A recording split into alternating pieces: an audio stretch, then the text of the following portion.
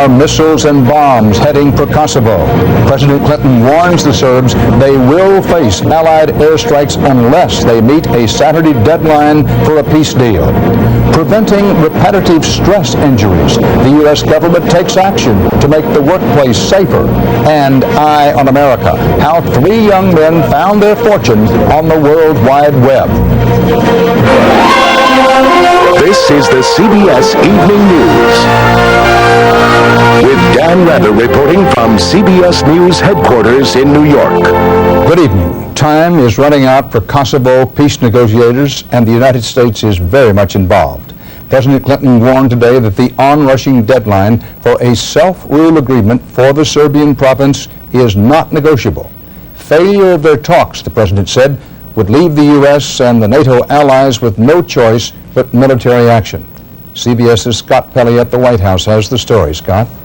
Dan, tonight the president says there will be no extension of the deadline, which is now less than 12 hours away. In a news conference today, Mr. Clinton said that if there is no peace agreement, then there is no alternative to force. First, let me say I think it would be a mistake to extend the deadline.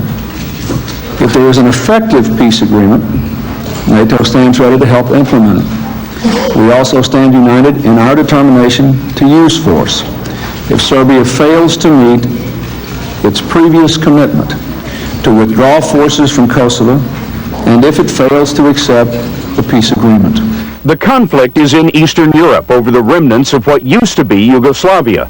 Kosovo wants independence from Serbia. In the resulting civil war, Serbia has slaughtered countless Kosovar civilians. There is a peace plan that calls for forces to lay down their arms and allows a measure of freedom for Kosovo. But neither side has accepted. A top White House official tells CBS News tonight that Serbian President Slobodan Milosevic must understand, quote, the United States will not tolerate the destruction of the Kosovar people. After all that's gone on and all the people that have died and all the bloody fighting and all the incredibly vicious things that have been said, you know, we need a timeout here.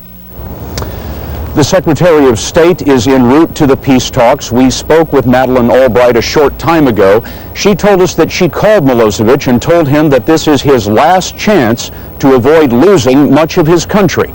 All the same, U.S. intelligence indicates that Milosevic is preparing for a strike. Dan? Scott Pelley at the White House. As Secretary of State Madeleine Albright flies to France tonight for the final push at the peace talks outside Paris, she's very much aware, as is the world, that success or failure and probable military action are largely in the hands of one man.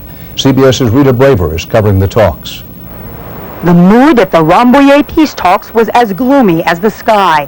While the Serbian and Kosovar delegates remain locked away in the chateau, we caught up with one of the lead negotiators, Wolfgang Petric of the European Union. Where are we right now?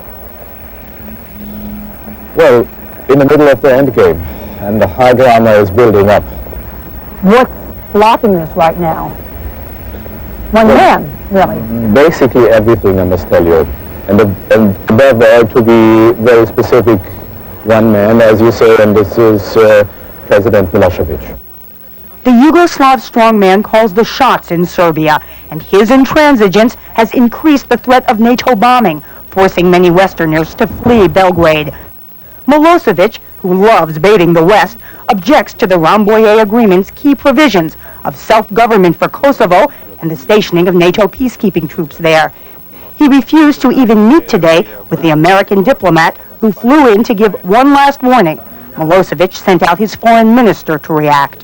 One should not be threatening Serbia. One should not be behaving with Serbia through ultimatums.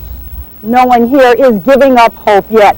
In fact, they expected Milosevic to take it right down to the wire, just the way he's doing it. Rita Braver, CBS News, Rambouillet, France.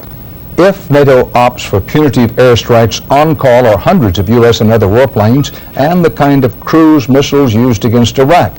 But there's a lack